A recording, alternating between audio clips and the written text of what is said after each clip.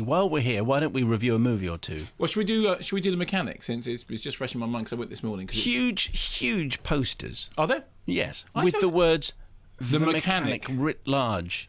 I actually haven't seen the poster. What else is on the poster? It says Jason Statham, and there's a picture of Jason Statham in a sort of a vest, jumping, I think. Yes, if I remember right. Okay, fine. So it's the new... It's got another actor's name on it as well. Yeah, but it doesn't make any difference because it is Jason Statham. Donald Sutherland, probably. No, not him. No?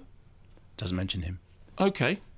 Well, does it say Ben Foster? No. Oh, yes, it does. Yes, Ben Foster. Oh, I see. So it says Jason Statham and Ben Foster, and then does it say and with Donald Sutherland? Couldn't see that, no. Okay, well, that's a surprise. So it is Jason Statham and Ben Foster. With Donald Sutherland, the remake of the 1970s Charles Bronson movie. In this one, story is Jason Statham is a hitman who up until now has been mentored by said Donald Sutherland, who has an and Donald Sutherland credit, which means he's in the movie, but not for long. Here's the clip of the two of them. They know I'm better than you know. That's why they give you those jobs that could get a little hairy, because if they were to get hairy, then you would take care of it, and that's all they care about. Services rendered, no loose ends. Fait accompli. You're a goddamn machine. You see things. You view people differently than I do, differently than anybody does. No, but you got a problem, Arthur. You need companionship. I have you, Harry.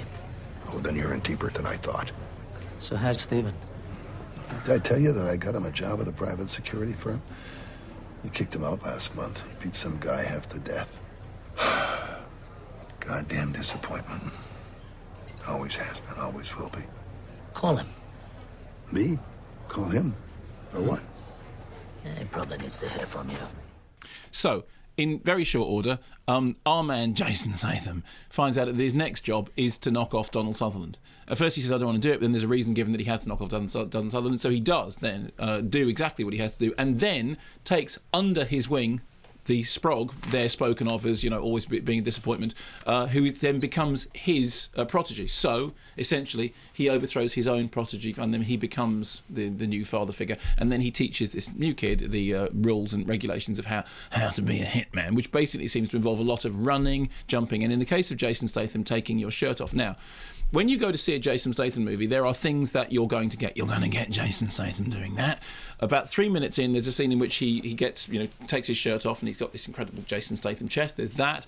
About 10 minutes in, there's a sort of fleeting, rumpy scene in which you get Jason and Thing and all that sort of stuff. Then there's lots of action and shooting and guns and running and jumping. Then there's a whole kind of thing going on about his character to sort of broaden his character, which is his character is very interested in classical music, has got an interest in gramophone players, and there's a whole thing about cleaning the vinyl before he puts the thing down. So there's a sort of Le Samurai thing going on there. There's sort of Melbourne thing going on. So he's isolated. He's cut off from the world. He's obsessed. He's a man with a mission, very lonely and very very very much the way of Le Samurai. Now somebody else comes into that world and changes it, and then they run around, shoot, blow things up. It's the kind of movie in which if people are going to get killed, they don't just get killed, they get very very killed in very complicated and hugely exposed ways. There is in fact one sequence in which what would normally be dispensed with in this kind of movie with a couple of gunshots is actually dispensed by entire areas exploding in balls of flame, because that's what it's going to do. It's going to be sort of big. And